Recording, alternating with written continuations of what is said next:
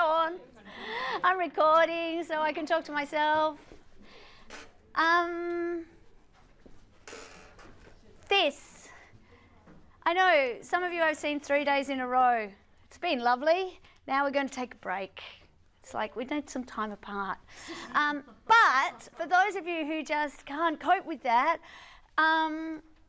29th of April, for the hour and a half before this class on the Monday, I am going to facilitate a research masterclass.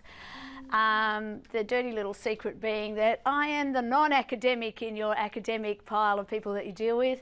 But you might remember that at the very beginning I said, why do I do this class? It's because I'd like to work with graduates who don't suck. And so it seems to me that research, you get thrown at it on your very first day. On that Saturday afternoon of your first day of intro, somebody from the library comes in, you're exhausted. Most of you think you're probably really stupid compared to everybody else in the room, because that's how it works. And the librarian says, well, if you need a case, you go in here, and if you're looking for this kind of thing, you go in that database, you do that. Any questions? And it's like you can't even really imagine why you would look at a case in the first place, and so you don't have any questions. And then you do an assignment.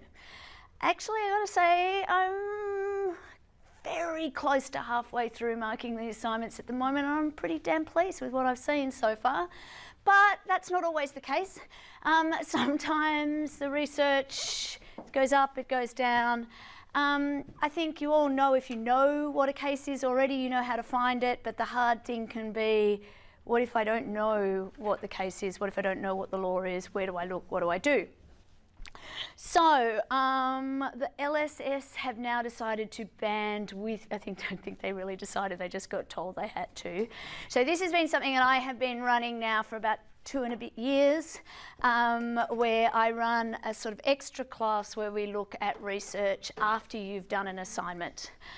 Sometimes it's fitted in with my existing class, usually it's sort of a separate hour some other time, and I always get some guests. This time the LSS have organised their magic, they've been fabulous.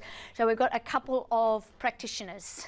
So one is a former student, graduated a couple of years ago, has worked as a judge's associate and is now in her first year of practice. The other one went to a different university, is now working with Minters. Minters has offered him up as part of their partnership with the LSS, which is fabulous. And he's been working as he's now a practitioner, but he's been working as a professional researcher. So I am going to show you some tips and tricks. Oh, and also probably should mention we've got an actual official researcher, somebody from the library. So Pauline King from the library will come and join us as well. I don't know exactly where it's going to be held yet. I think probably in the Tom Smith reading room over in level 13, so we can be surrounded by books and feel good about ourselves and feel like worthy librarian types. But it will also be delivered online in real time like the tutes are, because, hey, I like a challenge. And I will facilitate it and we will talk about research, and by that time you will have your second assignment and some feedback on your first assignment in this subject, so you will know yourselves whether you will benefit from it or not. And by then you will probably have feedback from other subjects that you're doing as well. Of course, some of you are in your second or third or later semesters, so you've sort of either had the opportunity to do this in the past, and you might have done that, or you have got enough feedback, you know where you're at. So it's very much, from my point of view, pitched at the beginning. Very happy to take questions in advance if people want me to focus on things. I will, in particularly with anything else that we need to talk about. So yeah, if you can come, please come. If you would like to join in online, you will find for this class, and this class is only, so for contract, there is already an appointment with a Zoom link in it in Canvas for you, ready to go. If somebody from the LSS is listening to this at some other point, could you please remind me to send you that Zoom link so that you can share it with people from other classes as well. There you go. I do not have a slide from the LSS for this week to tell you about other things that the LSS is organising, other than I do remember there is a dinner on May the 4th. which is Star Wars Day. Will there be a costume? Oh, really, please, let there be costumes. That would be really cool. Okay, I will move on and stop being ridiculous. Session, will you be talking about EndNote by any chance? Probably won't talk. We won't have enough time in an hour and a half for me to give you a lesson in EndNote.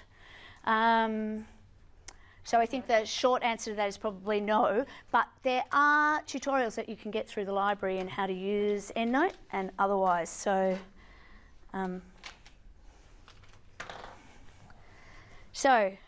next confession.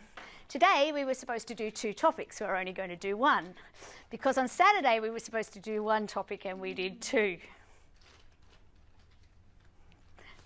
I could pretend that that was just something that I just decided that we would do because it made so much more sense when we had 3 hours to do 2 topics in the 3-hour session and make it work. But those of you who were there could see that I was clearly not able to organise my time at all in any sensible way. But hey, I thought we did quite a good job of going through those topics, and so I'm going to probably rearrange it going forward so that it falls that way because it worked quite well. And today we are just going to talk about formalities. We're going to have a lovely break, and we will be doing 2 topics when we get back from the break in one go. So we would need to talk about capacity, and we will also talk, what's capacity and privity. Okay, so we will be doing those as soon as we get back before we launch into looking at what contracts are altogether.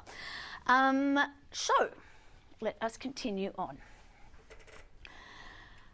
If we, actually, sorry, go back a second rather than distract you by looking at that. In order to have a contract, we need to have, you say the mantra in your sleep now, don't you? Say it with me. Agreement comprising offer and acceptance. Unless we can't find them, then we think about consensus. Consideration, which is sort of the same as price but not quite. Intention, which is the question of whether the parties intended their agreement to be enforceable or not, and does that manifest? And certainty. Certainty is broken up into 3 concepts. One is are the terms sufficiently certain or clear? Do we know what they are?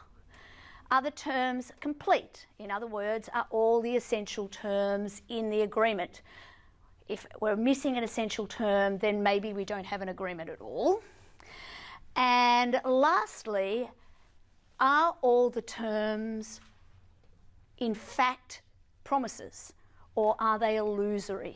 Because if they're not illusory, we're okay, but illusory promises, we fail. Even though it fits into certainty, when you think about it, we fail for a lack of consideration. So, we know what those things are. One of the things that they're not is something written on a piece of paper. So in order to have a binding agreement, there is nothing at common law that says we need to have a piece of paper that is signed. So today, we're going to talk about the circumstances in which you need to have an agreement that is signed. I'm using agreement as a noun there. A document that is signed. And what the implications of not having a signed agreement in those circumstances are. But then we're also going to start to talk about, we'll get to it in a little bit more detail later, about what happens if we've got a document that is signed, even though we don't need it, and we have some other understanding or a dispute between what was said and what was written. So, because the common law doesn't require anything in writing, our next point of call is to think about legislation.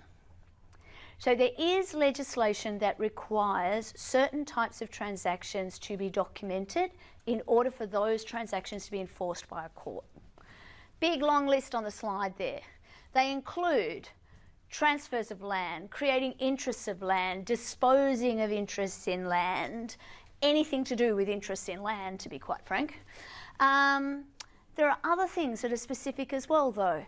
Providing consumer credit to somebody, selling a car, buying a car, residential tenancies. Again, that's a creation of a type of interest in land anyway. Selling things door to door,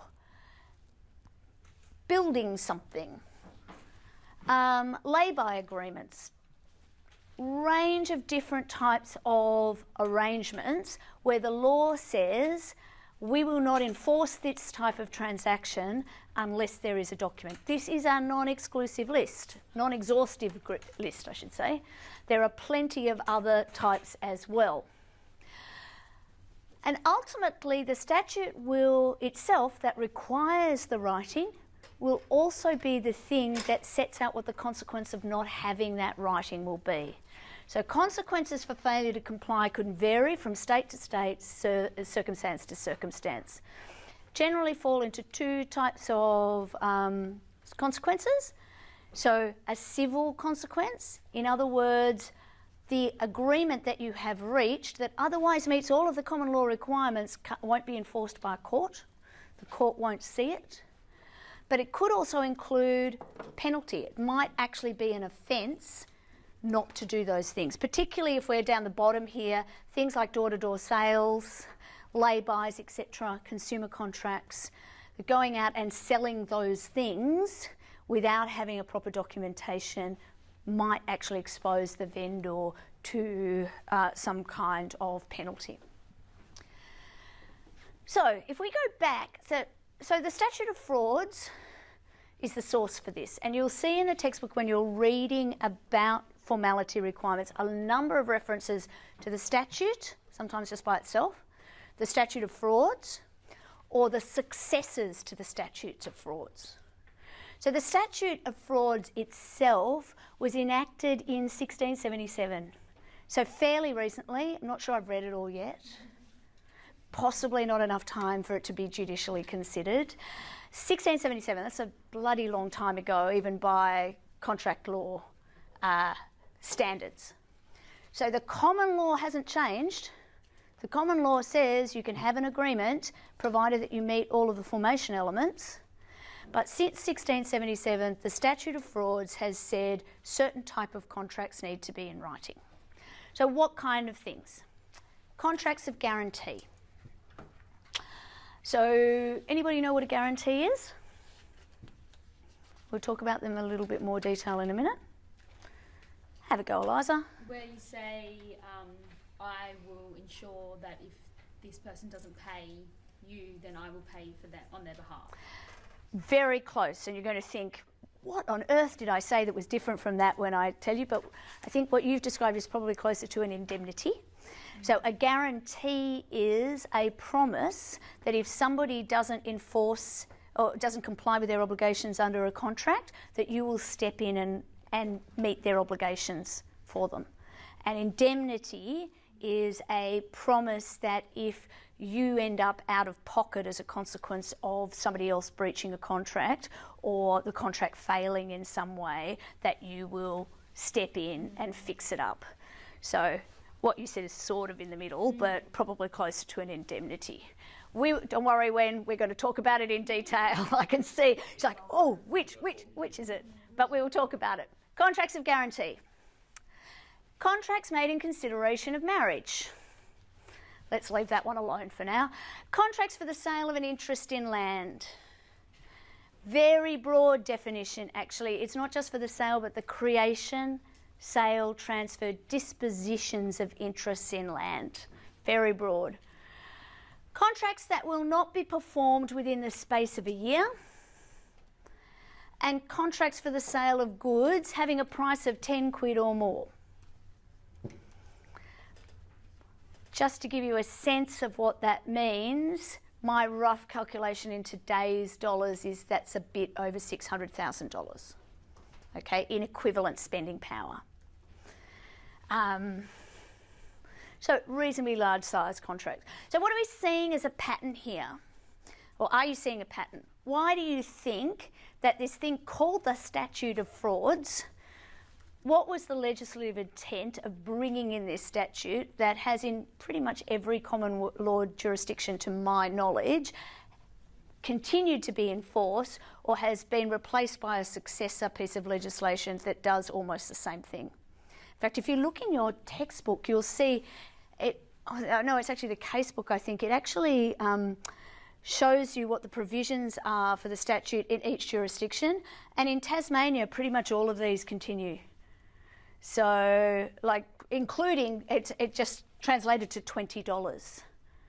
So to have an enforceable contract in Tasmania where the value is $20 or greater, there needs to be something in writing. I suspect that it's not enforced terribly often, but it's kind of worth knowing. So what do you think is the purpose? What was the legislative purpose of doing this?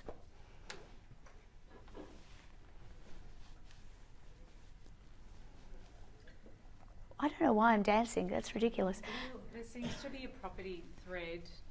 A property thread? Property thread going through, not necessarily property as land, but other forms of property. So potentially ensuring that there isn't fraud in relation to property, that people aren't representing themselves as the owner of property or having certain rights to property when they don't. Excellent logic. So probably could even pull it out to be a little bit broader than that. So you're working with the name, Statute of Frauds. That part of the purpose of the legislation was to stop fraudulent activity in relation to these transactions. Whether it was holding out that you owned something that you didn't, so having a paper trail in relation to significant assets might be a better word than property in this sense. We're talking about land, which is 1677 in England. Most land was, they reckon nobody owned Australia at that time. In fact, I think we're even a bit early for Australia to even be in their sort of concept of beyond a terra nullius. Lords and gentry owned the land. There were still laws in place that said that if you were landed gentry and you died, your spouse could continue to control, or must continue to control, at least a third of your land. It's really interesting for feminists in the room to know that most of English landholding was in that time was essentially controlled by women because of the way the inheritance laws worked. They didn't get to own any of it, but they got to control it. So think about power. But anyway, different discussion. So transactions with significance need writing. What does writing give us? Gives us a trail, gives us something that we can look at that doesn't change, like memories do, of what happened. When we think about what a contract requires and we think about completeness, if we require it to be written down and to be complete and certain, then we have one set of documents at least that contains all of that information and in theory prevents somebody's memory of what was agreed, creating some kind of fraud. But of course, the requirement for writing itself could create frauds that weren't contemplated. So particularly when we're thinking about in 1677, when we end up with groups of people who have power and authority and education transacting with people who didn't have education or the ability to read and write. So again, people could be tricked into believing that they had bought land, they might pay money for it, etc. But there's no writing, and then the fraudster is relying on the failure to have writing and using the statute, in fact, to perpetrate a fraud that the statute itself was designed to prevent. So again, textbook does a really good job of describing what the pros and cons of the approach is and thinking about how it's changed. For those of you who worry about what you might get asked on a critical analysis question in an exam, that's the kind of questions in relation to that have come up more than once in more than one different circumstance. So it could be a good practice sort of thing to have a look at and to come up with your own opinions on. What's another reason why you might want a piece of paper for a significant transaction other than the fraud element of it? Can you think of a reason why a government might want significant transactions to be accompanied by a piece of paper? Tax, absolutely, tax. So we spoke when we did McRobinson's airline case and the Western Australian Commission for Stamp Duties, we talked then about what stamp duty is. So one of the things that the stamp duty legislation does in all Australian jurisdictions is that if stamp duty applies to a transaction, then that transaction necessarily needs to be documented so that the stamp duty can be affixed, literally affixed, stuck onto the document in question. So, any questions about 1677? Chances are I can't answer them, but I know random things, but probably nothing useful. Let's talk about what it is today. So this is section 126 of the Instruments Act, which reads, an action must not be brought to charge a person upon a special promise to answer for the debt, default or miscarriage of another person or upon a contract for the sale of or other disposition of an interest in land, unless the agreement on which the action is brought or a memorandum or note of agreement is in writing signed by the person to be charged or by a person lawfully authorised in writing by that person to sign such an agreement, memorandum or note. Clear? Perfectly clear? Everybody know what we need to do here? Shall we unpick it in some plain language and see how that matches the statute? An action must not be brought to charge a person.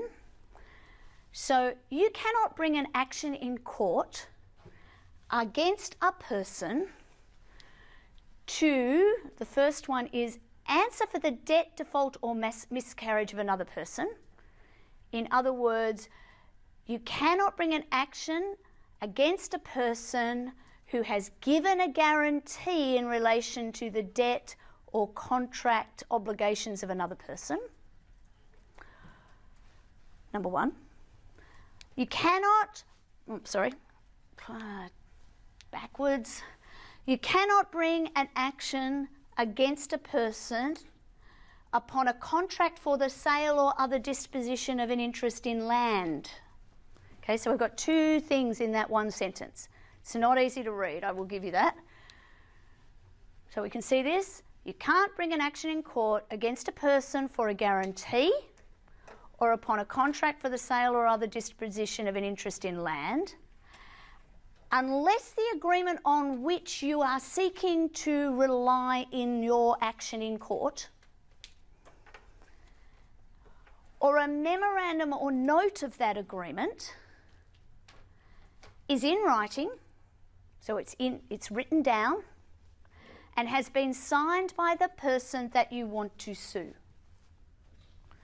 Or if it's not signed by the person that you want to sue, it is signed by a person that they have authorised to be their agent, and their signature is on the document that appoints them as an agent. Does that make sense, or have I just done some voodoo magic with a very short paragraph and turned it into something very long? Okay, so one more time. You cannot sue somebody for a guarantee or in relation to anything to do with land unless the agreement you want to sue them on is a written agreement or is in the form of some kind of memorandum or note that has been signed. So the agreement or the memorandum note has been signed by the person you want to sue or by that person's authorised agent, but the authorised agent only works if that authorised agent was appointed in writing. Then number 2, which is added much more recently, said, actually, you can do this electronically. So in writing doesn't necessarily mean piece of paper. It just needs to be in writing. Questions, concerns, frustrations? Textbook has the similar provisions for most other places. You will find that they are not the same in every state. So you will be examined on the laws in relation to Victoria, including those of you, my lovelies, in your pyjamas, wherever you are sitting in the world, somewhere else listening to this. We're talking about the laws of Victoria here. There are funny little differences. In Tasmania, for example, that list is longer. It includes a contract that you entered into in contemplation of marriage, something that's worth over $20, contracts that go on for 12 months or more. In New South Wales, they do not include guarantees. So less or more depending on what the place is. So what is this idea of interest in land? I've said it's broad. The purpose of this slide is to tell you it's very broad. If it looks like it has any involvement in land, it needs to be in writing, and you probably need to make some inquiry as to whether stamp duty will apply to it. So clearly, a sale or a transfer of land needs to be in writing. Creation of a lease, creation of a security over land, the creation of the security, the giving of a mortgage over land, is the creation of an interest in land, so we need to have something in writing. An option that might allow you to purchase the land in the future or lease it in the future creates an interest in the land, needs to be in writing.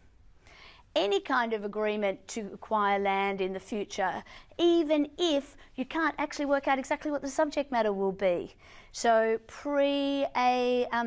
so if you've got a land banking situation and at some future time there might be a subdivision and the agreement allows you to buy up to 5 acres in the subdivision or something like that, even though they might be scattered all over the place, you don't even know what those blocks are going to look like, you still need it to be in writing. A promise to declare a trust at some future time. Even though it's creating a new interest rather than conveying an existing interest, it needs to be in writing. Okay, started on this before. Contract of guarantee. So a guarantee needs to be in writing, and indemnity doesn't. So a guarantee is a promise to pay another person's debt if they fail to do it. An indemnity is a promise to keep another person free from harm or loss in a particular circumstance or set of circumstances. So where we see indemnities and guarantees come up a little bit is when we talk about capacity in a couple of weeks' time, because as you've probably worked out just from talking about the idea of capacity, if a person doesn't have capacity to contract, that might affect the extent to which a contract can be enforced against them. Doesn't affect the validity of the contract as much as the ability to enforce against the person who might be suffering an incapacity. So if you were, for example, wanting to enter into a contract with a child that had an ongoing contractual implication, you might then want to get a guarantee or an indemnity from a parent or an adult in relation to that obligation. So if you worked out, well, this person who is entering into this contract with me, over which they need to pay me rent for the next year. Let's not go into the detail of it because rent probably wouldn't apply, but let's go with that for the moment. I'm concerned that they might not be able to pay and that I won't be able to enforce the contract against them because they don't have capacity to contract. So I need to get some support from somebody who does have capacity to contract to either guarantee or indemnify me. Which one do you think would be better in that situation, a guarantee or an indemnity? Guarantor, why? Because they're in a position to make up the loss in case the payment can't come through. Yep, what happens if, sorry, he said they're in the position to make up the loss if the payment can't come through. But what happens if, in the scenario I described, the contract isn't enforceable against the child? It goes to them though, doesn't it, the guarantor? There's no enforceable contract in that situation, so the guarantor in this case is only obliged to do what the person who they're guaranteeing is obliged to do. So if you can't enforce against the child, you wouldn't be able to enforce against the guarantor either. But in relation to an indemnity, where what you're doing is making a promise directly to the contracting party to hold them harmless against any loss or damage associated with this particular transaction, the promise is directly, you're not promising to do what the guaranteed party would have done. Your promise is to keep them free from harm. As a consequence, that will be enforceable even if the underlying contract isn't enforceable. But riddle me this, guarantee needs to be in writing, but an indemnity doesn't. I don't actually understand why that is. Don't understand the logic in it, because an indemnity is actually a stronger and more serious obligation. But historically, an indemnity wasn't caught in the Statute of Frauds requirements. So New South Wales has presumably dealt with this particular issue by basically just pulling guarantees out altogether and saying, well, you can give a guarantee should be enforced against you even if it's not in writing, if it's properly given for consideration, if it otherwise complies with all of the requirements, we don't need writing. People shouldn't be able to get out of providing a guarantee just because they don't have something in writing. But again, part of the logic behind the Statute of Frauds is if we've got something in writing that we're asking you to sign, it's actually signalling to you that this is a serious obligation.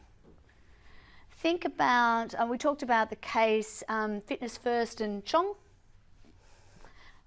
where Mrs. Chong was basically held to the exit fee because even though she didn't read the terms and conditions, she was given terms and conditions to sign. And they looked and felt like serious terms and conditions. So it was reasonable for her to know that she would have some obligations, and reasonable for her to assume that if the terms and conditions were written by the gym, that chances are they were there to protect the gym, not to protect her. And it was, you can lead a horse to water, or you can lead a middle-aged woman to the gym. You just can't make her do push-ups or read the agreement. So an indemnity is the same situation here. So, questions, concerns, frustrations?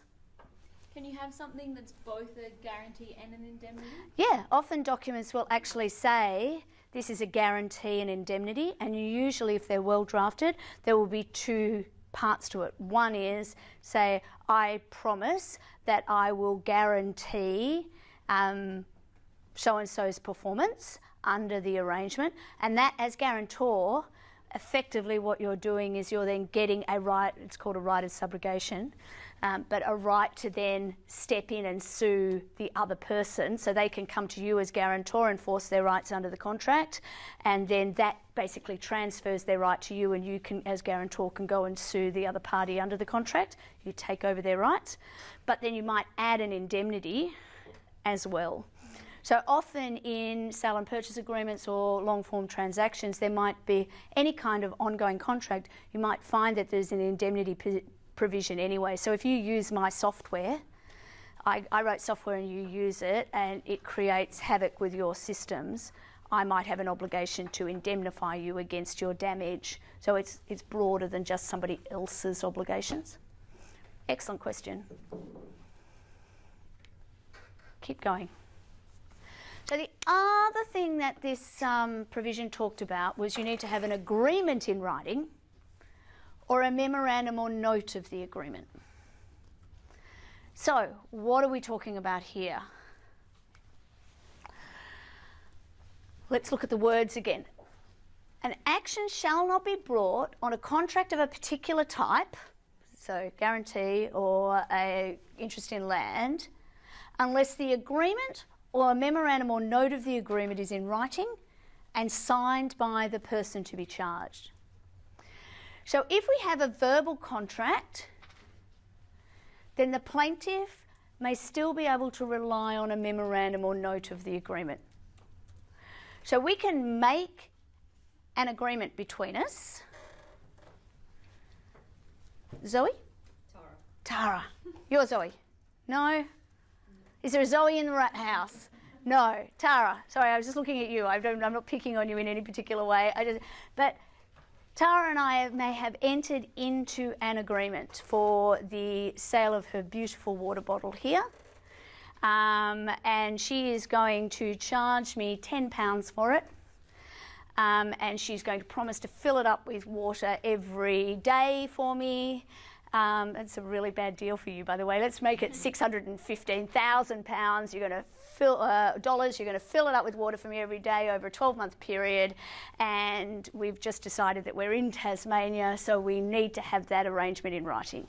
But we have entered into this arrangement. We've forgotten that we're in Tasmania because it feels like we're in Melbourne today. And we didn't actually write it down. Subsequently, you want to enforce that agreement against me. If after we entered into the agreement, we wrote it down and I signed it, you could do that. That is what the memorandum or note is. We might have it might be an email. Thanks for meeting with me today. Just a quick record, this is what we agreed, blah, blah, blah. I've already got your money. I'm going to be doing this from now on. Maybe you haven't got my money, otherwise why would you want to sue me? I am making the facts of these scenarios up as I go along. You're going to pay me at the end of the 12 months. Just reply and confirm.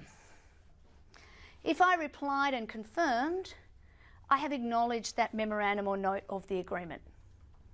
If you remember when we looked at section 126, sub 2 said electronic transactions apply. So again, it's called the authenticated signature fiction, but I've sent an email back with my name. It's going to be treated as something that I had signed. If I didn't sign it, Tara's just sent it to me. I didn't do anything, didn't respond to it at all, and later she wants to sue me, she would have a problem. Largely because I've got all these awesome contract lawyers who would be jumping to my defence. But other than that, because I haven't signed it. If she wants to sue me, it needs to be signed by the party to be charged on the contract. Make sense? If we've got a written contract, then the plaintiff needs to rely on the written contract. Same rules apply. The written contract needs to be signed by the person who wants to sue. We end up with this funny position, don't we, where I could be seeking to sue you on a contract that you've signed, but I haven't signed it, so you can't sue me back. Strange but true. Questions, concerns? We're still just unpicking the section at the moment. What did I say here? Memorandum or note of the agreement just needs to be something that provides evidence that we reached a verbal agreement. So the agreement itself needs to meet the standard formation requirements. So agreement comprising offer and acceptance, consensus, consideration, intention, certainty. All right. So there are 5 general sorts of questions that keep coming up. I'm not going to deal with all of them, but these are the sorts of things that keep coming up in these cases in relation to this. Firstly, is the document or the group of documents themselves sufficient to identify the parties and the terms? Do they incorporate across the one or all of the documents that we're going to treat as the documents for the purpose of meeting the writing requirement? Do they actually evidence all of the essential terms? Can a document that existed before the contract satisfy the requirements? We'll talk about Peary and Sanders in a minute, so I'll come back to that. But think about that as we move forward. Are you limited to one document, or can many documents together satisfy the statute? Short answer to that, I hope I've given away already. Yeah, it doesn't have to be one document, provided that we can find a joinder of the documents. That's the technical expression. Joinder doesn't mean much more than join. If we can find a way to join these documents together and make sure that they represent the whole of the arrangement, then we're not limited to one. Signature, we'll talk about that with Peary and Saunders as well. How important is the signed by? And then lastly, what about email or other electronic formats? And I think we've already discussed that. The section is very clear now that an electronic format can satisfy the requirements. So Peary and Saunders is, trying to remember when this case was. It's, hate it when I don't put a proper citation in and I can't remember. 61? I was thinking it was before I was born, but not that much before I was born. So it's a relatively modern case, but it illustrates the point really well. So effectively, some parties got together with a view to one of them renting a premises from the other to set up a bakery. So it's going to be a bakery shop. They had some discussions about what the deal would be, and the solicitors put together these notes. So and here it's, basically it started off with, this is pretty much taken directly from the decision. There was the name and address of the proprietor or the owner of the premises, identified what the premises were. It set out who the tenant was or was going to be. It also gave the name and address of that person's solicitor. Set out what the terms, 5 years and a 2-year option. Set out what the rental would be, £5, 10 shillings a week from commencement on completion of the property. So the property was still being built or fitted out at that stage. They had to pay a premium of $400 once cash. So basically an amount of money to induce them to go in and to spend on fit out. It was going to be used as a bakery shop to sell cakes and pastries. Some notes here about the fixtures, right to remove provided no damage, so you can take the fixtures away at the end provided you don't damage the premises, and you don't have a right to transfer without consent. Special conditions, check as to the Board of Health and Septic Tank. Okay, so these notes, they're taken while the parties were negotiating as to what their arrangement would be. Would this constitute a memorandum of agreement? Yes, no, maybe. A lot of pressure on the lawyer. Maybe no, because there's no signature. No signature? Excellent point. No signature. Would you change your mind at all if I gave you a bit of a spoiler alert that on the whole, the standard for signature under the Statute of Frauds provisions is actually relatively low? In part because back in 1677, many people couldn't actually write, or including their own name. So a mark or indication could be enough. But yes, you're right, there is no signature, and that was part of the issue. What other kinds of inquiries should we make into these provisions? Sorry. It definitely seems to satisfy the first one. You can identify the parties' terms. Okay, excellent approach. So the test is, can we identify who the parties are and what the key terms are, or what the essential terms are? So we've identified the parties, and we can see that one is the landlord and one is going to be the tenant. Other key terms, so what's an essential term? They include things like price, don't they? Yeah, so the considerations there, the price that they're going to pay, the term. Little bit vague on the starting point. So but it's going to be rent is going to start on commencement. Fixtures probably a little bit vague, but are they really essential terms? We can probably work out fairly easily what the terms might be. Ash. I'm assuming that Lot B is a bit vague. Lot B is probably quite precise, actually, in property sense. It's well, it doesn't actually have a number there, does it? So I assume, Yeah, it doesn't have a number. That could be me cutting and pasting badly. If anybody's got the textbook there, they can have a look. You can see where I've taken this. I've taken this straight from the textbook. It's like part of. Yeah, part of Lot B. A little bit vague. Yep. Doesn't say what what part, like what part of? No, it doesn't. You're absolutely right.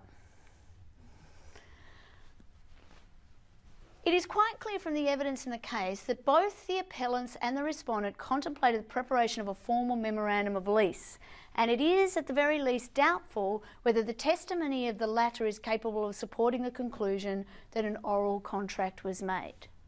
So a couple of things that happened here. These notes were made during their negotiations to instruct the lawyers to prepare a formal document.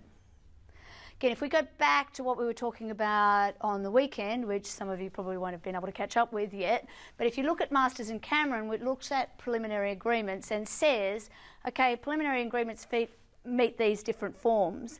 If we are agreeing that we've got the basic terms but we're not going to reach a proper agreement until we've got a formal document, then we don't have an agreement at all. So it fits into that category, which I think is called the second category in Masters and Cameron anyway.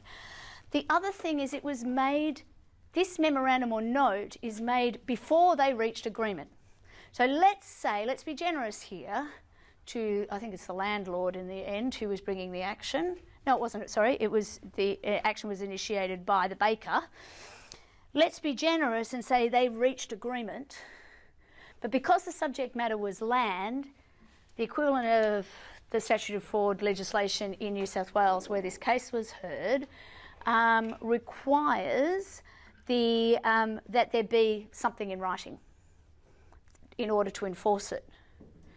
If the memorandum or note of the agreement necessarily needs to be made after the agreement is made. So a draft document that is going to be the agreement on signature becomes the agreement. We've got a formal agreement, we're fine. But if we've got a memorandum or note of agreement, it necessarily has to be made after the agreement is made, not before. And this was made before. This is putting that together. So they held that these notes were not capable of being regarded as a sufficient note or memorandum for the purposes discussed. So quickly. I'll just finish this bit and we'll have a bit of a break.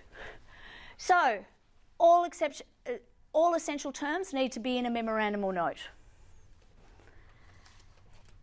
Again, similarly to what we were talking about with completeness and certainty, this is completely consistent now. So we're seeing patterns start to emerge, I hope, in this messy jigsaw puzzle that is contract law. If the thing that is missing is a term that would benefit the plaintiff, that can't be used as a means for the defendant to get out. If the plaintiff's prepared to waive or forego that provision, doesn't matter. Sometimes a description of a party might be enough.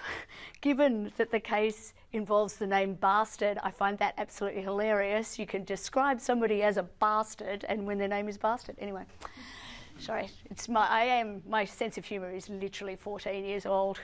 And a general description of subject matter could be enough. So my house would make sense if I only own one house.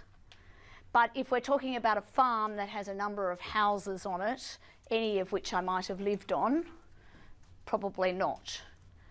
And part of, without identifying which part, which is a point Ash picked up before.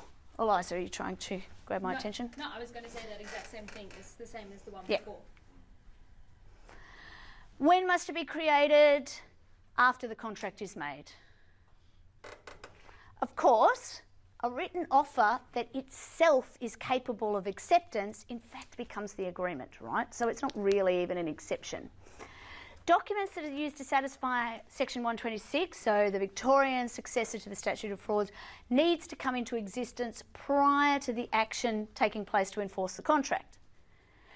So, in fact, what the plaintiff Imperial and Saunders would have been much better off before they brought the action in documenting everything, getting the other party to try and sign it.